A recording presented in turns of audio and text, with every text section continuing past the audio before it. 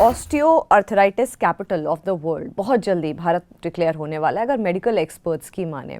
और 2025 की एक स्टडी है जो कहती है कि हर 6 में से एक पर्सन को, चाहे बच्चा हो, बूढ़ा हो, बड़ा हो, अडल्ट हो, उनको ऑस्टियोआर्थराइटिस की दिक्कत हो ही रही है। ये बात कितनी सही है? ये स्मृति बात बिल्कुल ठीक है। ऑस्टियोआर्थराइटिस सुनने में आपको बहुत टेक्निकली वर्ड लग रहा है, लेकिन आपके घर में भी ये है। हर घर में एक पेशेंट ऑस्टियोआर्थराइटिस का है ही, तो अपने आप 6 में से एक तो हो ही गया। मतलब घर में बड़े बुजुर्ग हैं, उनको जोड़ों में दर्द रहना, जोड़ों का ख़राब हो जाना, इसको हम ऑस्टियोआर्थराइटिस बोलते हैं। जनरली ये घुटनों में मिलता है, क्योंकि घुटने वेट बेरिंग जॉइंट है, तो जल्दी ख़राब होने लग जाने की वजह से उसको नी ऑस्टियोआर्थराइटिस बोलते हैं। यदि ये सब जॉइंट्स में होता है, जैसे हाथों के जोड़ों में भी, बाकी जोड़ों में भी, तो इसको जनरलाइज ऑस्टियोआर्थराइटिस बोलते हैं।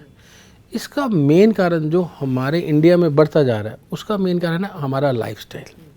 हमारा लाइफस्टाइल पहले के मुकाबले अब बहुत चेंज हो गए। हम हमारे लाइफस्टाइल में आप देखोगे कि बहुत ही ज़्यादा अंतर आ गए। पहले लोग साइकिल चलाते थे, चल के एक जगह से दूसरी जगह पे जाते थे।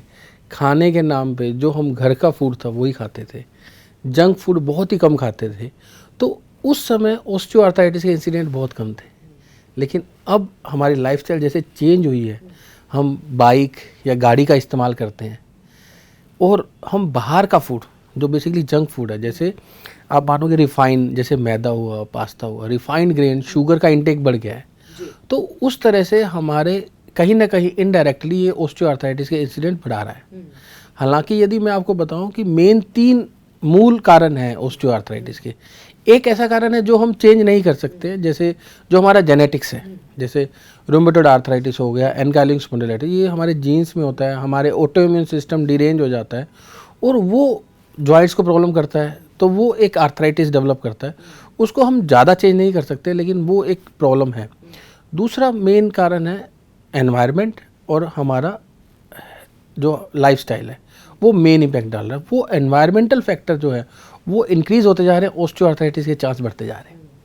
मतलब कि जो जेनेटिकल है, जेनेटिक अगर ऑस्टियोआर्थराइटिस का इशू अगर आपको रहता है तो फिर उसमें कुछ ज़्यादा चेंज नहीं हो सकता, इरिवर्सिबल है वो काफ़ी हद तक। हाँ, इसमें मैं आपको एक बात बताता हूँ। देखो क्या है कि आर्थराइटिस होना, यदि हम ऑस्टियोआर्थराइटिस को 2 टर्म में डिवाइड करें तो एक तो जनरल ऑस्टियोआर्थराइटिस है, उम्र के साथ घुटने गिर जाते हैं। एक होता है कि सेकेंडरी ऑस्टियोआर्थराइटिस होना, कि जो किसी कारण से हो गया। जैसे हमारे जीन्स में यदि जीन है वो जो कि आर्थराइटिस को डेवलप कर सकता है, यदि वो एक्टिव नहीं है, इनएक्टिव है, वो एक्टिव हो सकता है यदि हमें एनवायरमेंटल कोई ऐसा वो मिले। जैसे आपके अंदर आर्थराइटिस का जीन है और आपको चिकनगुनिया फीवर हो गया, तो वो उसको ट्रिगर कर देता है। ठीक है, आप स्मोकर हैं तो आपके अंदर यदि आर्थराइटिस का जीन है वो ट्रिगर हो सकता है। तो हमारी बॉडी के अंदर जैसे हम जो फूड इंटेक लेते हैं उसमें भी प्रो इन्फ्लामेटरी और एंटी इन्फ्लामेटरी फूड होता है। जैसे हम जो खाने का यदि हम सेवन करते हैं तो खाने में भी ऐसे तत्व होते हैं जो हमारी बॉडी के अंदर इन्फ्लामेशन बढ़ाते हैं। आर्थराइटिस मतलब जॉइंट में इन्फ्लामेशन हो जाना, जॉइंट में पेन आ जाना। इन्फ्लामेशन अल्टीमेटली पेन कारण करता है। तो जैसे हम यदि रिफाइंड ग्रेन लेते हैं, जैसे मैदा हुआ, पास्ता हुआ, शुगर लेते हैं, ये इन्फ्लामेटरी फूड्स हैं, ये बॉडी के अंदर इन्फ्लामेशन पैदा करते हैं। लेकिन यदि आप जैसे हल्दी का सेवन करते हो, टर्मरिक हो गया, बेरीज हो गई, होल ग्रेन हो गया, जैसे ओटमील हो गया, किनो, ये एंटी इन्फ्लामेटरी फूड्स होते हैं। यदि लंबे समय तक हम इन फूड्स का सेवन करते हैं तो कहीं ना कहीं बॉडी में ट्रिगर डेवलप हो जाता है, और एंटी इन्फ्लामेटरी फूड करते हैं तो फ़ायदा करते हैं। जैसे हल्दी हम कहते हैं खाया करो, बहुत अच्छी होती है, एंटी इन्फ्लामेटरी होती है।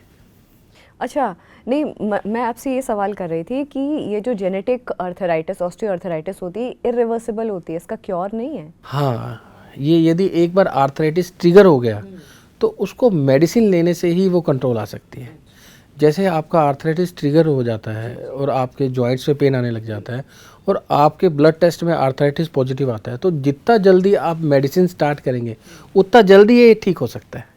ऐसा हो सकता है कि इसमें क्या होता है कि रिलैप्स होता है, रिमिशन होता है। मतलब जैसे ये आ गया, अब ये कई बार ठीक हो जाता है, ठीक होने के बाद फिर दोबारा नहीं ट्रिगर करता है। तो एक बार ट्रिगर हो जाए तो जनरली कंट्रोल करना बहुत मुश्किल होता है। इंडिया में एक ये प्रॉब्लम है कि यदि जॉइंट्स पेन रहता है वो डॉक्टर्स के पास बहुत लेट जाते हैं, जब तक ये ऑलरेडी बहुत ज़्यादा फैल चुका होता है, तब उसे कंट्रोल करना मुश्किल होता है। अदरवाइज ये अच्छी तरह से कंट्रोल हो सकता है मेडिसिन से।